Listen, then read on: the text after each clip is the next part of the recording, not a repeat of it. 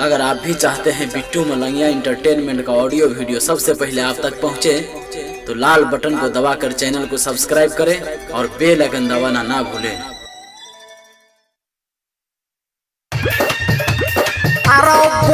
आजकल मौगी के जो हम देखे छियो हमर तो करेजा फटल लगे हो। अरे भाई ठीके कहै छी, हम गेल छलियो एक बार तो मौगी हमरा दिसन बड़ तकै छले।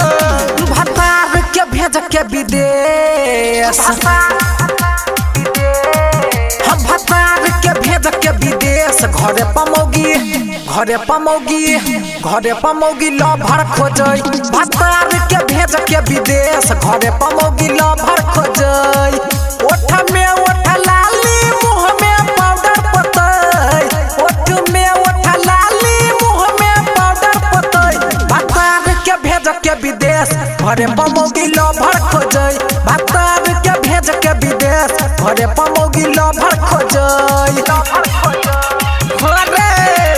आजकल के मौगी सब बड़ खिलाड़ी भ गेलै। सोचै है न साई छूटा आ न पाई। Mix by DJ Umesh Sukhipur.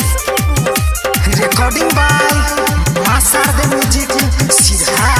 पठबै पैसा तो मारै स्टाइल, रख चोली में डबल मोबाइल। होरो सैमसंग के छले रखने। हाँ पठबै पैसा तो मारै स्टाइल, रख चोली में डबल मोबाइल। करै छै अपन मन मानी नहीं इज्जत के बात सोचै। करै छै अपन मन मानी नहीं इज्जत के बात सोचै। भतार के भेज के विदेश, घरे पमौगी लभर खोजै। भतार के भेज के विदेश, घरे पमौगी लभर खोजै। ये कठरंगा देखने छी, वह ठरंगा पर कमले सरा और अभी मन्नू टाइगर के तब फंसा कर रखने हो। Mix by DJ Umesh Sukhipur.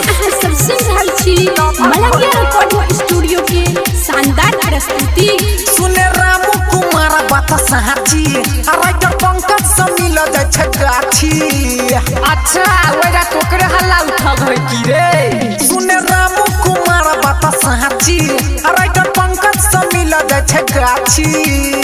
DJ Umesh कमले सवाय कर सब खेला बुझाय। डीजे उमेश कमले सवाय कर सब खेला बुझाय।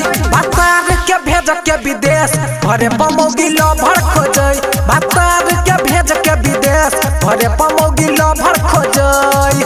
ओठ में ओठ लाली, मुँह में पाउडर पोतै। ओठ में ओठ लाली, मुँह में पाउडर पोतै। भतार के भेज के विदेश, घरे पमौगी लभर खोजै। भतार के भेज के विदेश, घरे पमौगी लभर खोजै।